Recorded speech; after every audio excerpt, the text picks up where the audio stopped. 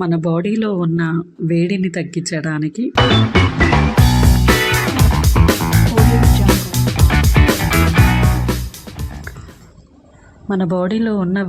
తగ్గించడానికి సగ్గుబియ్యం సేమియా పాయసం అండి. ఇది చాలా హెల్దీ టేస్టీ రెసిపీ అండి.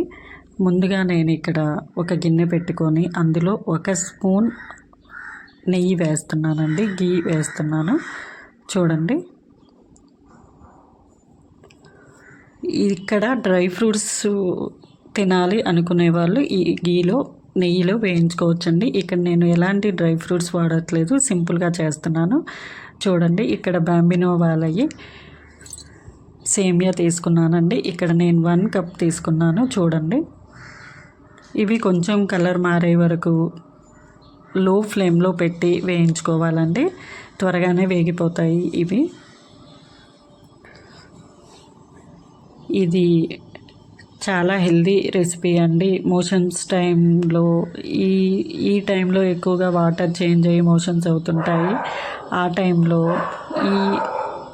ఇది తాగడం వల్ల, సగ్గుబియ్యం తాగడం వల్ల నీరసం తగ్గుతుంది, మోషన్స్ కంట్రోల్ అవుతాయి అని చెప్తారండి. తర్వాత ఇక్కడ సేమియా వేగిపోయాయండి, కొంచెం కలర్ వచ్చే వరకు వేగిపోయాయి. తీసి పక్కన పెట్టుకొని అదే బౌల్లో నేను ఇక్కడ 1 కప్ సగ్గుబియ్యం, 1 కప్పు సేమియా తీసుకున్నానండి. వీటికి 5 గ్లాసుల నీళ్లు పట్టాయండి. ఇదే కప్పుతో నేను మెజర్ చేశాను.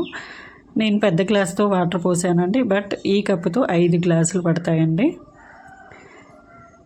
చూడండి, నీళ్ళు కొంచెం వేడయ్యాక ఈ సగ్గుబియ్యం వేసి ఉడికించుకుంటున్నానండి. ఇక్కడ మధ్య మధ్యలో కలుపుతూ ఉండాలండి. నేను ఇక్కడ పెద్ద సైజు సగ్గుబియ్యం తీసుకున్నానండి. ఏ సైజు సగ్గుబియ్యం అయినా చేసుకోవచ్చండి, ఇక్కడ సైజుతో ప్రాబ్లం ఏం లేదు. చూడండి, తర్వాత నా దగ్గర ఇలాచీ పౌడర్ అయిపోయిందండి. సో నేను ఇలాచీలని ఇలా దంచుకుంటున్నానండి.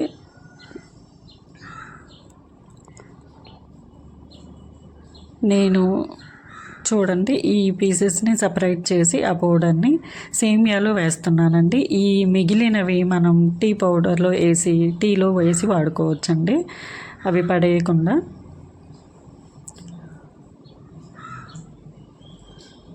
చూడండి, తర్వాత ఒక పక్కన నేను పాలు కాగబెడుతున్నానండి. చూడండి, సగ్గుబియ్యాన్ని మనం మధ్య మధ్యలో కలుపుతూ ఉండాలి.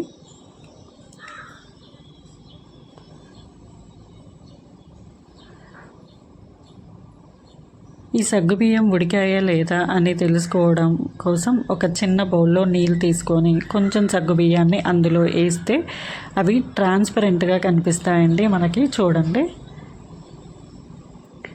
నీళ్ళల్లో వేస్తే అవి ట్రాన్స్పరెంట్గా అయ్యాయి అంటే కంప్లీట్గా ఉడికిపోయినట్టండి.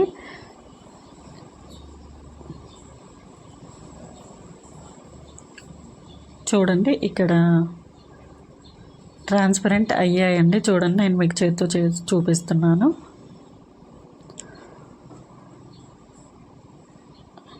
తరువాత సగ్గుబియ్యం ఉడికాక సేమియాను వేయాలండి. సేమియా త్వరగానే ఉడికిపోతాయి కాబట్టి. చూడండి,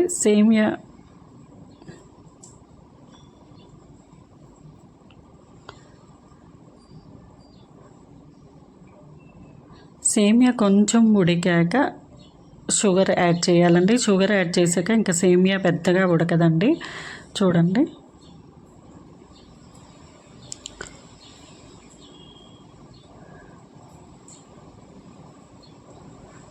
ఈ షుగర్ వేసాక చూడండి, ఇలా 2 పొంగులు వస్తే సరిపోతుందండి.